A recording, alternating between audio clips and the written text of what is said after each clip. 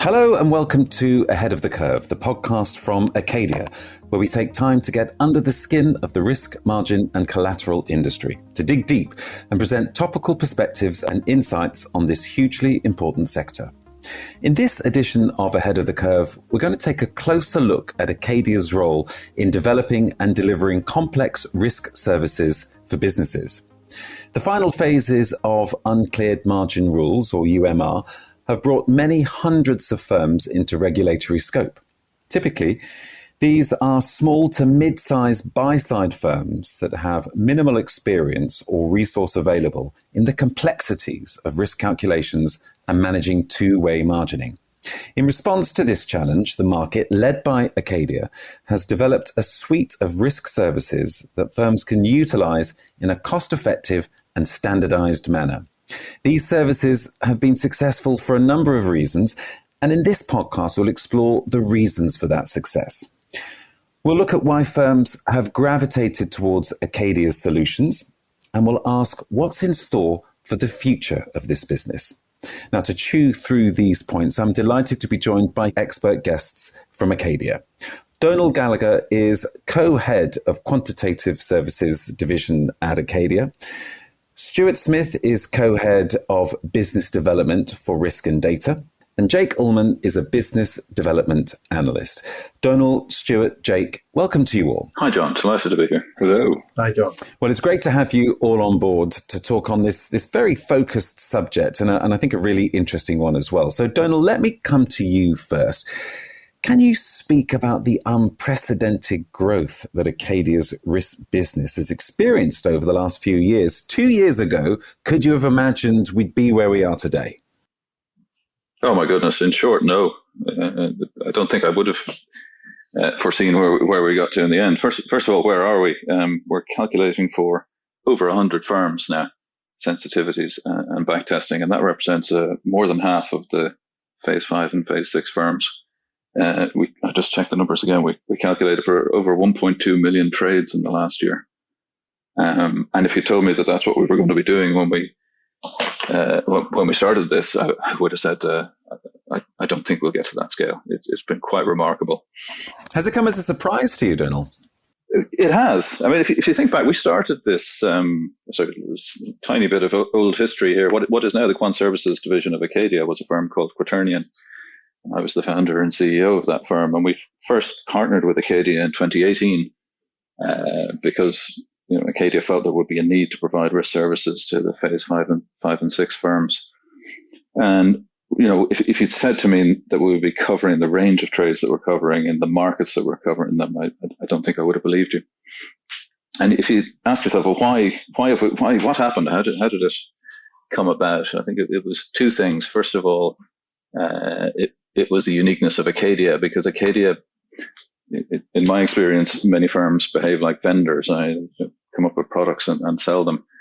Acadia is different. It's a mutual organization that looks to solve industry problems.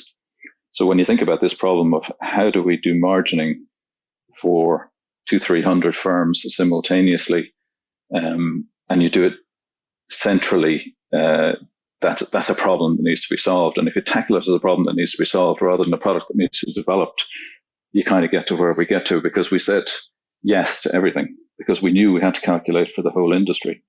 So rather than saying, we cover rates and FX, or we cover rates, FX and credit, because that's where most trades are, we took it from the perspective of, no, we have to be able to handle everything in every market. Now, we were never concerned about that from a technical perspective, because at Quaternion, which then became the Quant Services Division, we were very confident about the risk engine that we developed over the last decade.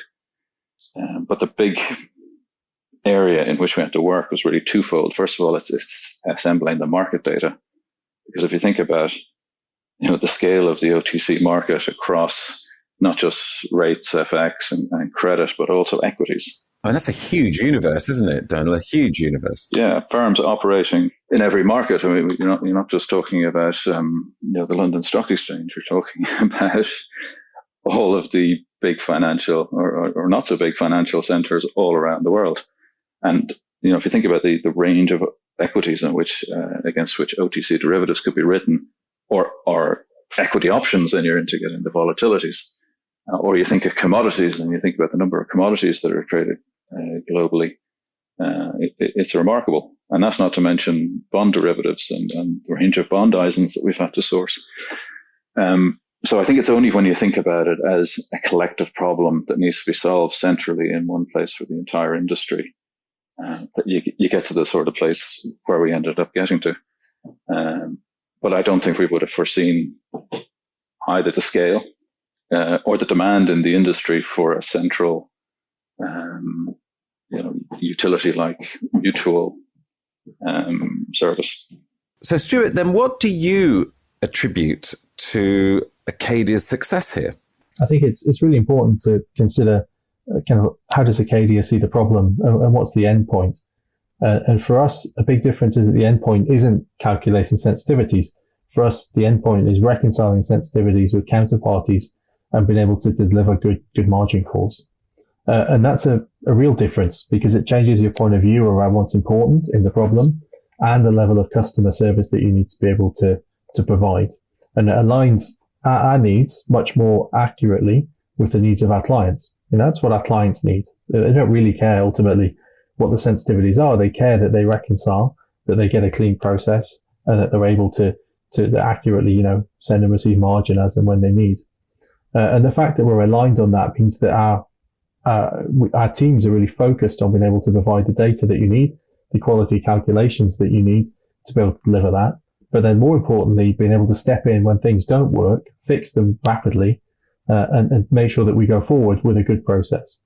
And when you think about what that's generated for us, it's a process which I know Jake's heavily involved in around how we, calculate those sensitivities and then how we immediately get those reconciliations back and that ability to be able to improve the data quality again. I think when you look at the breadth as well of what the team's been able to achieve, the number of different types of instruments that we're covering is quite phenomenal.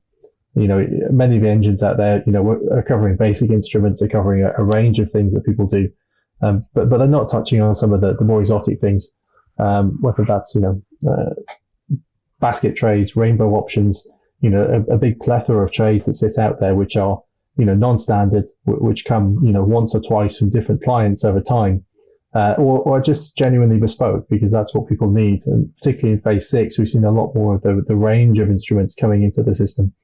And pushing us to continue to develop out the scope in which we run with.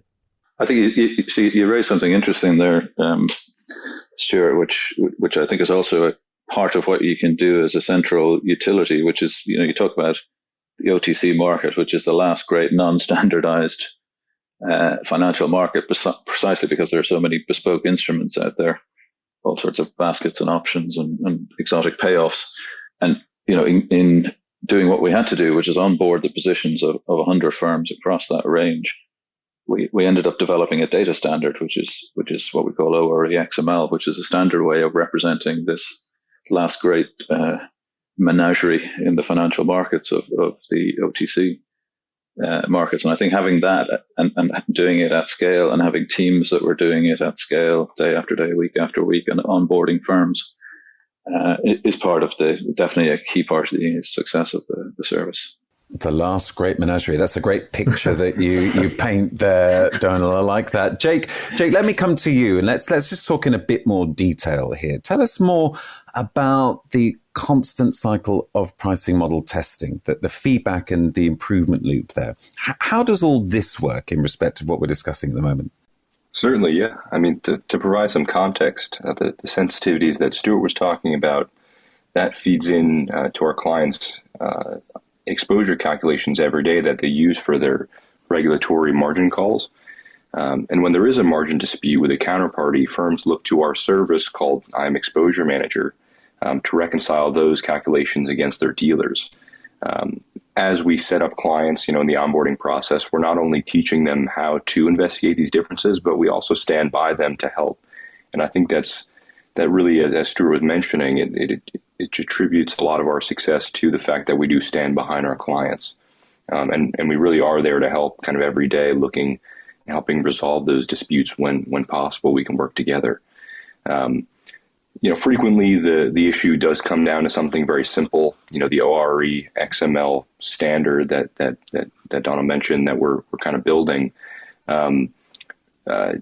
Things might just be misrepresented on that. The trade economics of a strike spread or a rate. Sometimes those are inputted improperly. Maybe a payer indication on a swap fixed or floating leg is noted incorrectly. And those fixes are very simple. We can get those resolved in a matter of an hour or so with our client. And then the next day when we receive that information from the client, it's fixed permanently. But if the data has been provided correctly in the investigation process, it then kind of moves to a deeper dive into the actual model differences that exist between our clients, so the Acadia model, and the dealers themselves.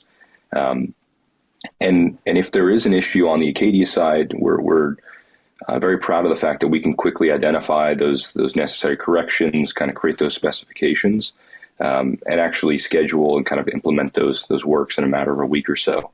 Yeah, I mean it's an interesting point. Donal mentioned the normalization of the trade data, which is an important aspect, but also you think of the market data that underpins that as well.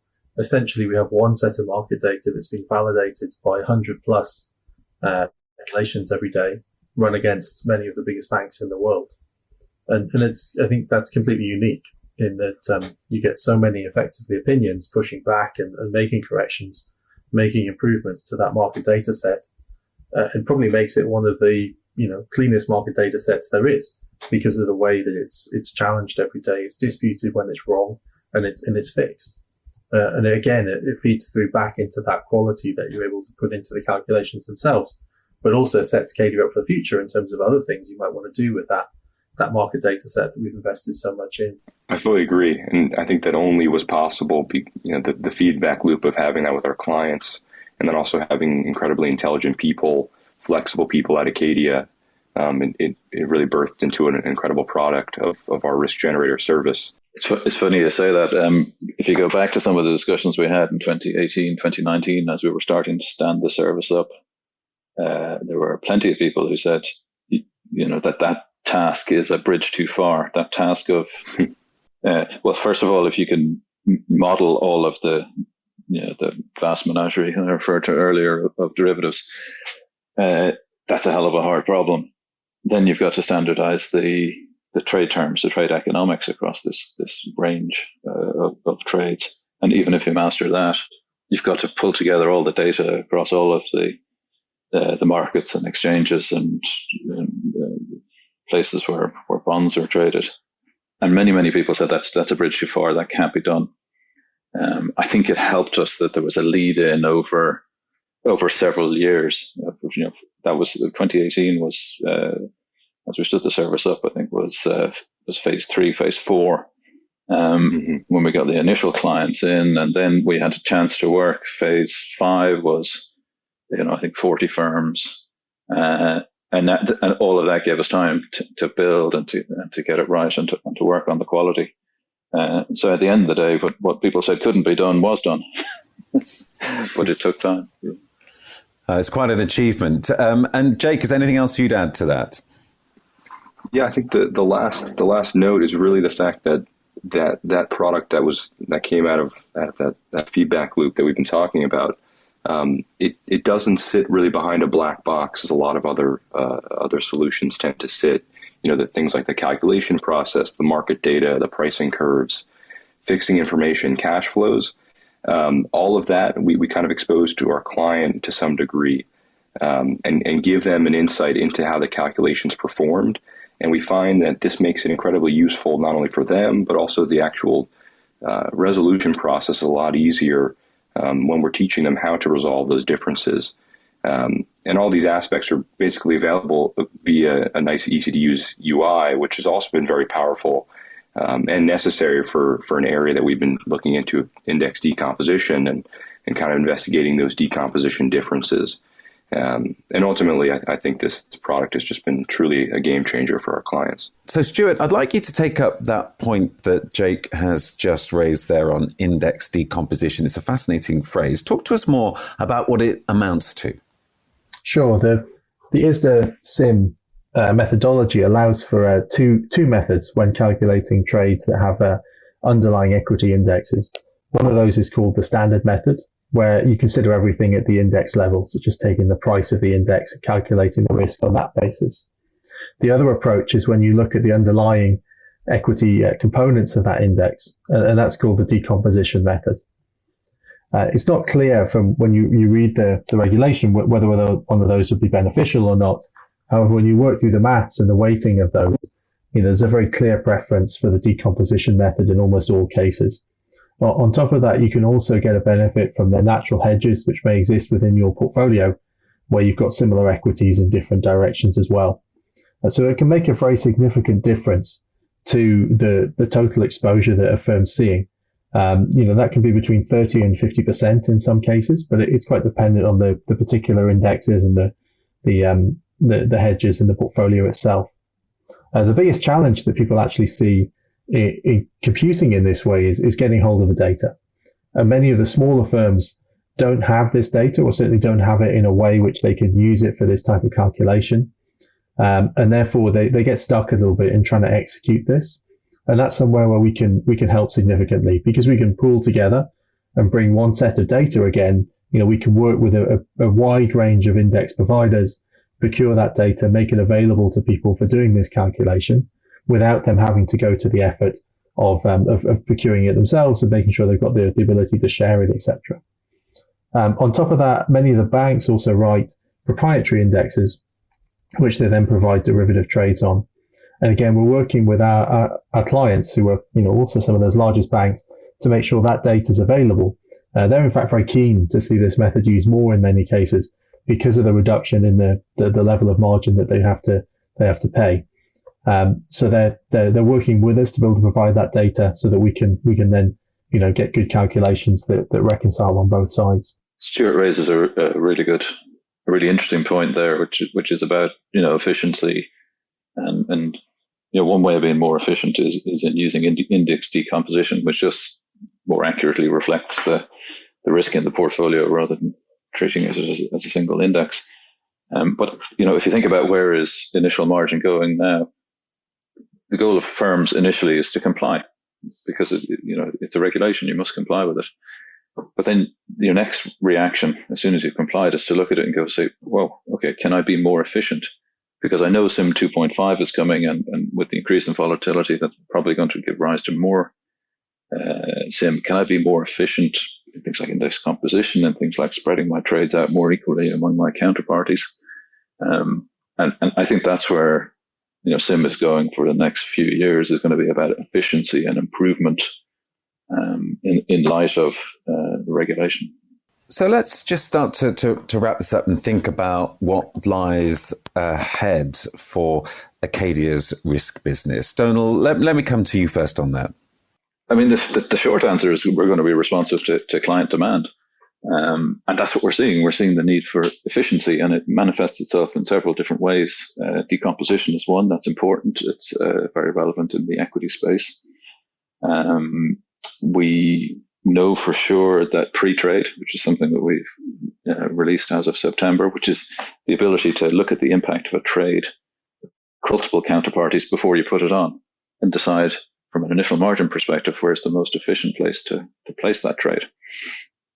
But then you go on to, well, okay, now I have my book of trades on. Can I optimize? Are there things I can do to more efficiently spread the risk among the counterparties in order to reduce initial margin? And then should you look at initial margin on its own, or should you be looking at the lifetime cost, not just of margin, but of funding and all the other things that impact on the economics of a trade? If you're a bank and regulated, of course, you have to hold capital. It's a different situation. If you're on the buy side, each different part of the industry has different constraints that it will want to optimize to. And we know for a fact that that's the way clients are starting to think about how do they manage initial margin for the next few years. And Stuart, I'll give the final word to you on this. Your thoughts about what lies ahead for Acadia's risk business? Yeah, I mean, maybe two things. So one, it's worth saying that while everything moves forward. And phase 6 sounds like an endpoint. It isn't really an endpoint. Around about 400 firms came on between phase 5 and phase 6. But 900 firms, well, in fact, more than 900, are still monitoring, i.e. they're still below the threshold by which they actually need to come in and actively participate in SIM. Now, as those trade volumes grow and those clients get closer to the threshold, a lot of those are going to come back into scope. And in many ways, phase 6 is going to extend over a period of time. It's not a simple go live that happened in September this year. It's something that's probably going to have a long tail of 1 to 2 years as people who should be in SIM, but it's just going to take them some time to get to the level where it's important and they have to be active in the way they're managing it.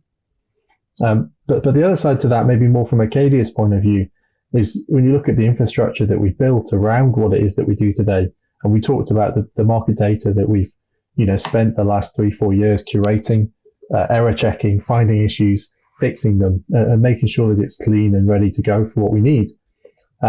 It opens up a huge wealth of possibilities for where we can go next.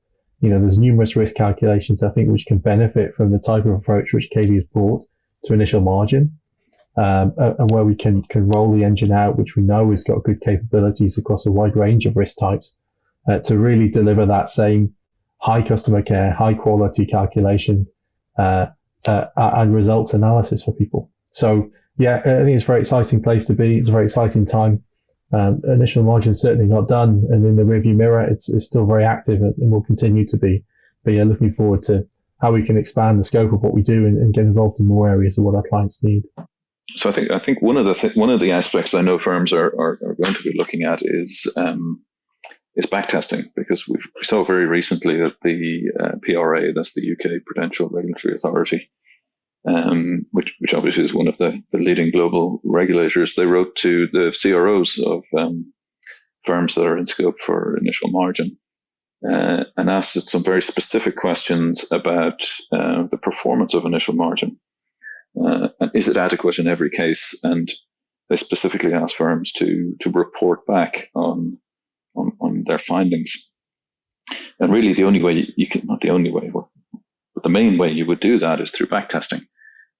Because, and this is widely known and discussed in the industry, SIM is broadly conservative, but there are specific cases where it may not be conservative, and specific portfolios. And what the PRA said was that, particularly in light of phase 5 and phase 6 and the proliferation of new types of firms using initial margin, that there might be specific portfolios that would expose areas of SIM that may not be conservative.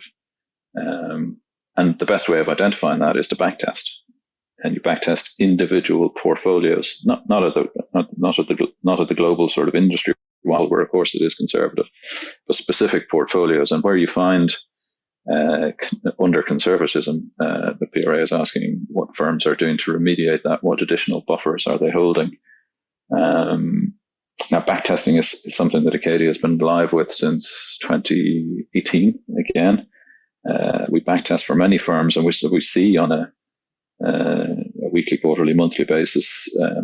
We see that conservatism most of the time, but we see specific portfolios where you see lack of conservatism, and from those outputs, it becomes very clear what you can do to remediate. But I think that focus on SIM and idiosyncratic portfolios will be a thing, not just for the UK and the PRA, but I know that letter has been picked up and has been looked at by the other big regulatory authorities. But there is an easy solution at hand, which leverages all of the same feeds and the same market data and benefits from all of the mutualization that we've talked about, which is the beauty of a centralized industry solution. Well, it has been an exciting journey so far and promises to continue to be one as we look into the future. But unfortunately, now we're out of time. Donal, Stuart, Jake, thank you all very much indeed for joining us. And thank you for listening to Ahead of the Curve. We'd like to know what you think, so please do get in touch and share your thoughts. And you can find out more about Acadia by going to acadia.inc. But until next time, it's goodbye from us.